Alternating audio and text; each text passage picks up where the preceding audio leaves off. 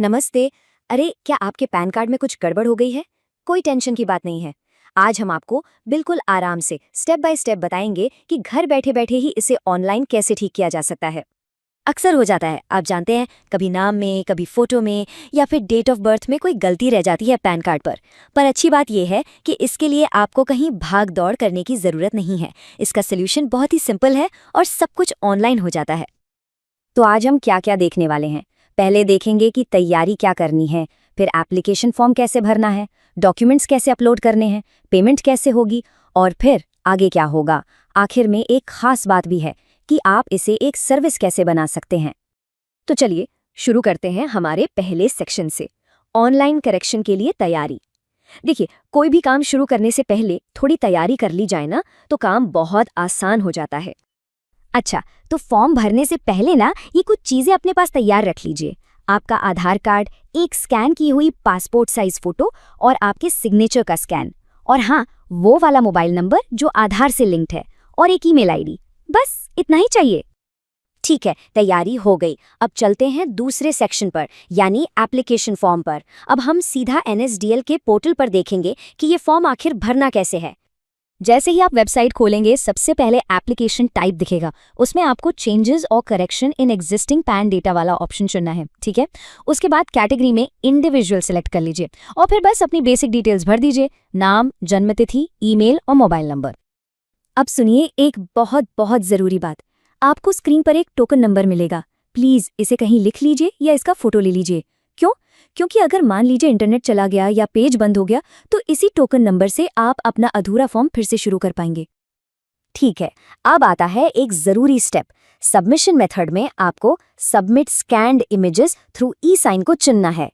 ये क्यों ज़रूरी है? क्योंकि अगर आपको अपनी फ़ोटो या सिग्नेचर बदलवानी है, तो आपको यही ऑप्शन चुनना होगा। इसी से आप ऑनलाइन डॉक्यूमेंट्स अपलोड कर पाएंगे। और हाँ, एक और बात याद रखिएगा, आपको जो भी चीज़ ठीक करवानी है, जैसे नाम या पापा का नाम या डेट ऑफ बर्थ, उसके सामने एक छोटा सा बॉक्स होगा, उस पर टिक करना मत भूलिएगा। आप जिस जिस बॉक्स पर टिक करेंगे, सिर्फ वही जानकारी अपडेट होगी। चलिए, फॉर्म तो भर लिया, अब आते हैं अगले सेक्शन पर, यानी डॉक्यूमेंट्स अपलोड करने पर। मुझे पता है कई लोग यहीं आकर थोड़ा कंफ्यूज हो जाते हैं, पर चिंता मत कीजिए, ये बहुत आसान है। तो देखिए, डॉक्यूमेंट्स अपलोड करने के कुछ साइज के नियम हैं। आपकी फ़ोटो और सिग्नेचर दोनों की फाइल JPG फॉर्मेट में होनी चाहिए और 50 KB से ज़्यादा की नहीं होनी चाहिए। और जो आपका आधार कार्ड है वो PDF फॉर्मेट में होगा और 300 KB से कम का होना चाहिए। ये साइज़ का ध्यान रखना ज़रूरी है, नहीं तो अपलोड नहीं होगा। अब आप सोच रहे होंगे कि ये साइज़ कैसे सेट करें, तो एक बहुत बढ़िया टिप है। बस गूगल पर सर्च कीजिए NSDL पैन फोटो रीसाइजर। आपको बहुत सारे फ्री ऑनलाइन टूल्स मिल जाएंगे जो आपकी फ़ोटो और साइन को सही साइज़ में चुटकियों में बदल देंगे। बहुत अच्छे, हम लोग लगभग आखिर तक पहुंच ही गए हैं। अब है हमारा चौथा सेक्शन, पेमेंट और फाइनल सबमिशन। इस पूरे प्रोसेस की जो फीस है वो सिर्फ 106 रुपये 90 पैसे है, यानी 106 रुपये 90, जो आपको ऑनलाइन पे करना है। तो फाइनल स्टेप्स क्या हैं? सबसे पहले अपने आधार कार्ड के पहले 8 डिजिट डालकर अपनी सारी डिटेल्स को एक बार अच्छे से चेक कर लीजिए। सब ठीक है तो फिर UPI या किसी भी ऑनलाइन तरीके से पेमेंट कर दीजिए। पेमेंट के बाद आपके आधार से जुड़े मोबाइल पर एक OTP आएगा, उसे डालना है, और फिर एक आखिरी OTP आएगा ई-साइन के लिए। बस आपका काम हो गया। बधाई हो, आपका एप्लीकेशन सबमिट हो गया है। पर अब आगे क्या होगा? चलिए सेक्शन 5 में यही जानते हैं। तो देखिए, अब आपको कुछ नहीं करना, बस इंतज़ार करना है। करीब 2 से 3 दिन में ही आपका ठीक हुआ ई-पैन कार्ड आपकी ईमेल आईडी पर आ जाएगा, और जो फिजिकल कार्ड होता है वो 7 से 10 दिन के अंदर आपके घर के पते पर पहुंच जाएगा। हाँ, एक छोटी सी लेकिन ज़रूरी बात, आपको एक एक्नॉलेजमेंट स्लिप मिलेगी डाउनलोड करने के लिए। वो एक PDF फाइल होगी और वो पासवर्ड प्रोटेक्टेड होगी।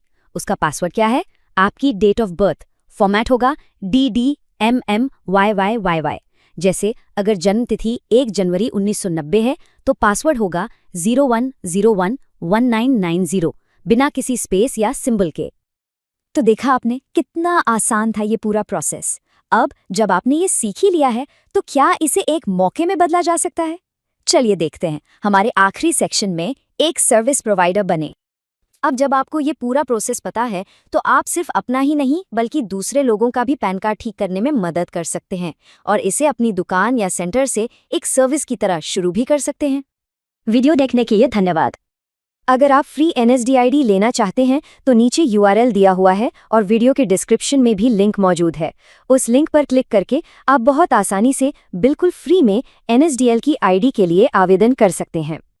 NSDL ID के माध्यम से आप कई ज़रूरी सेवाएं शुरू कर सकते हैं, जैसे pan card service, update service और अन्य महत्वपूर्ण सुविधा। ये सभी सेवाएं सरल तरीके से चलती हैं और आप अपने दुकान या सेंटर से इन्हें आसानी से शुरू कर सकते हैं। तो नीचे दिए गए URL पर क्लिक करें, वीडियो के डिस्क्रिप्शन में भी लिंक मिल जाएगा और अभी तुरंत फ्री NSDL ID के लिए आवेदन करें।